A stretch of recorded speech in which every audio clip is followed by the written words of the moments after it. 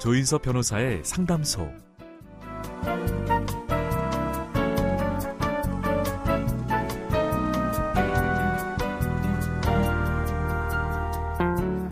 제 옆자리는 항상 여러분을 위해서 비워두고 있습니다. 차 한잔 하러 오셔도 좋고요. 어제 있었던 이야기를 하러 오셔도 됩니다.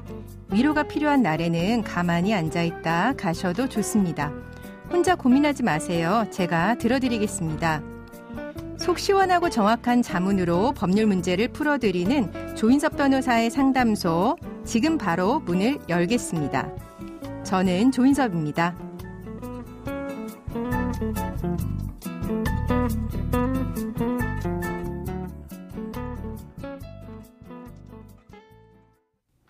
당신을 위한 로하우스 조담소에서 당신의 고민을 초대합니다.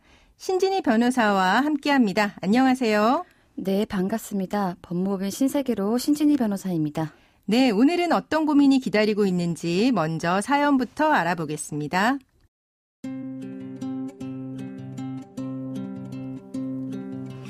전 남편과 이혼한 지 3년 정도가 되었습니다. 이혼 사유는 전 남편의 외도 때문이었고 당시에 아이가 유학을 원해 양육비로 월 250만 원에 합의했습니다. 그런데 2년이 지난 무렵부터 전 남편은 양육비를 약속된 날짜보다 늦게 지급하거나 일부만 지급하더니 급기야 3년째가 되자 이제는 아예 지급조차 하지 않고 있습니다. 제가 양육비 지급을 독촉하자 전 남편은 현재 일이 잘 되지 않아 상황이 너무 힘들고 기존에 협의한 양육비 금액이 너무 크다며 앞으로는 이렇게 지급할 수 없다고 말했습니다. 다른 비용도 아니고 아예 양육비이다 보니 제가 받아들일 수 없다고 하자 급기야 전 남편은 소송을 하겠다고 합니다. 이미 협의된 양육비인데 액수를 줄여달라고 다시 소송을 제기할 수 있는 걸까요? 정말 액수가 지금보다 적어질까요?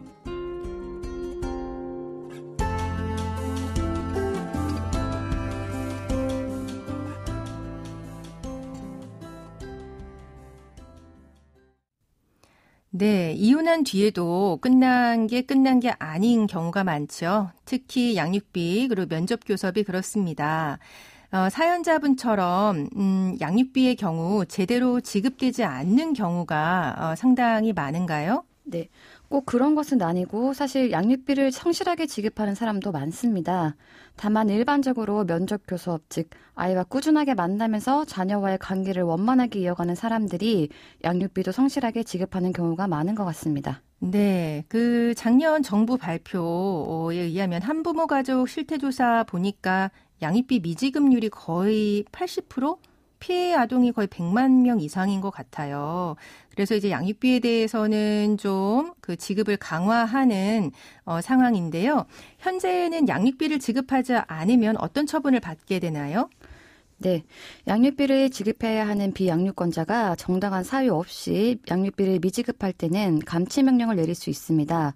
다만 이러한 감치명령이 강제성이 없고 집행률도 낮아 그간 문제가 되었습니다. 네, 감치명령이라고 하는 거는 유치장, 구치소 이런 데 이제 갇히는 거죠? 네, 그렇습니다. 네. 이에 현재는 감치명령을 받았음에도 계속 양육비를 지급하지 않을 경우 인터넷에 신상이 공개될 수 있고 출국 금지 및 운전면허 정지 처분이 내려질 수 있도록 법이 개정되었습니다. 네. 또한 정당한 사유 없이 1년 이내에 양육비 채무를 이행하지 않는 경우 1년 이하의 징역이나 1천만 원 이하의 벌금에 처하는 형사처벌을 받을 수도 있습니다. 네, 그러니까 감치명령을 받은 경우에 그럼에도 불구하고 정당한 사유 없이 이제 1년 이내에 양육비 지급 안 하면 형사처벌까지 받는다는 거죠. 네, 그렇습니다. 네, 그러면 양육비를 합의했다라고 하더라도 아이가 성년이 될 때까지는 사실 여러 가지 변수가 있지 않습니까?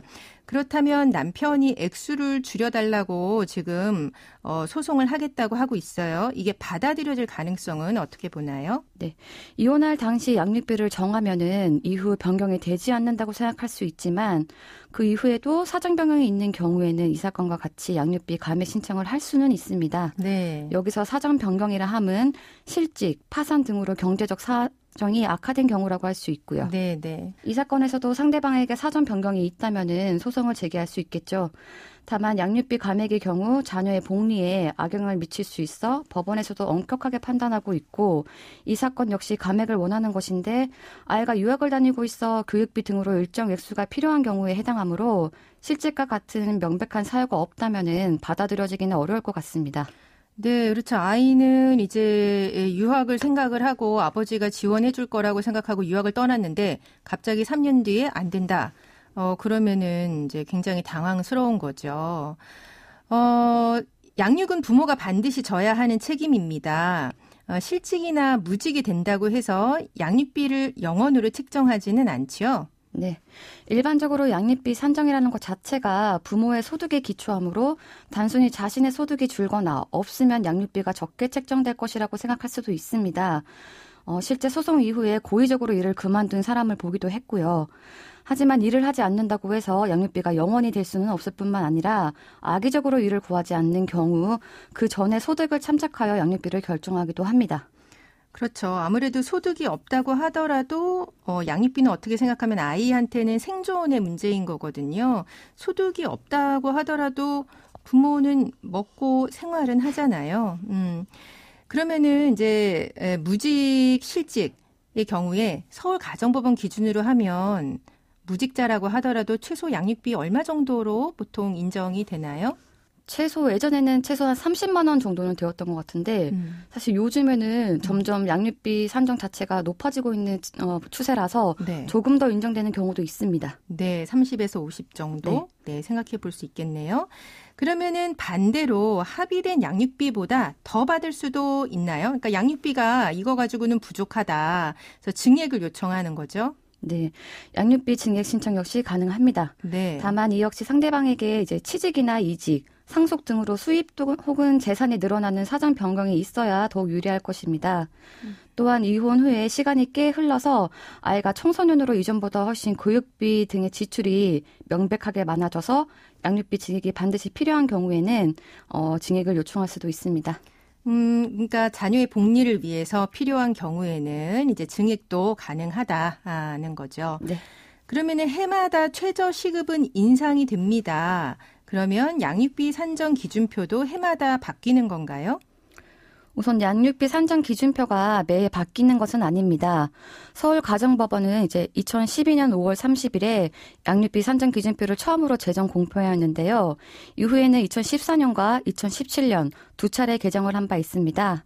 그리고 가장 최근에 개정된 양육비 산정 기준표는 2021년 12월 22일에 공표되어서 2022년 3월 1일부터 시행되었습니다. 네. 그래서 현재 반영되는 것은 이 2021년 양육비 산정 기준표이고요. 네, 네. 이처럼 물가 및 국민 소득의 상승 또는 영유아 보육 지원 제도 등 변화된 사회 경제적 사정들을 반영해서 이제 개정할 필요성이 생겼을 때 새롭게 양육비 산정 기준표도 개정되는 것입니다. 네, 그리고 이 그 서울가정법원의 양육비 산정 기준표를 보면 아이들의 그 나이별로 이렇게 상승하게 되어 있지 않습니까? 그죠? 네. 예, 해마다 최저시급 인상된다. 거의 그 개념에 이제 비슷하게 아이들이 이제 커가면서 더 필요한 양육비 이제 반영될 수 있도록 이제 만들어 준 거죠. 네, 양육자가 아이를 데리고 재혼을 하는 경우도 사실은 있습니다. 그러면은 재혼을 하면 양육비는 안 줘도 되는 걸까요? 아니면 계속해서 지급을 해야 할까요? 이제 재혼을 하더라도 양육권자가 아이를 양육하고 있는 사실에는 변함이 없기 때문에 비양육권자의 양육비는 사실 지급되어야 할 것입니다. 이제 다만 이렇게 유사한 사건에서 양측 모두 재혼을 하였을 때는 양육비를 지급하지 않거나 또는 감액하는 것으로 협의한 경우도 있었습니다. 네. 재혼은 하더라도 이제 양육비는 지급을 해야 된다. 근데 재혼을 해가지고 아이가 친양자로 입양이 됐다. 그런 경우에는 양육비를 줘야 될까요? 네, 그런 경우에는 양육비를 지급하지 않아도 될 것 같습니다. 네, 친양자 같은 경우는 말하자면 그러니까 부모와 자식 간에 완전히 연을 끊게 되는 거니까 친양자 입양 같은 경우는 그러면 지급을 안 해도 되긴 하겠네요.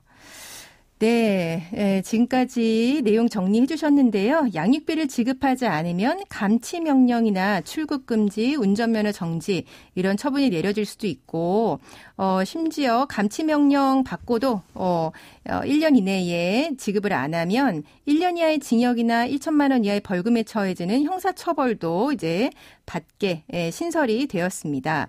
양육비는 한번 정해지더라도 변경이 가능하긴 하지만요. 아이의 복지를 최우선으로 두고 판단하기 때문에 감액은 이제 쉽지는 않고요.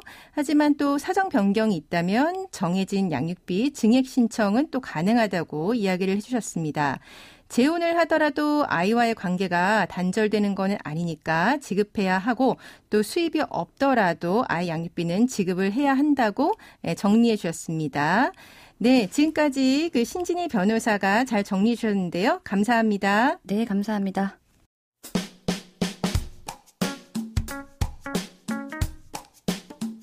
알아두면 쓸데있는 법률 이야기 알쓸법 시간입니다.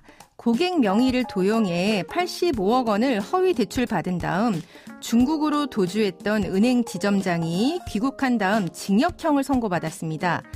무려 22년이나 해외 도피 생활을 했던 A씨가 작년 여름 주중 한국 대사관을 통해 귀국한 이유는 바로 공소시효 때문이었습니다.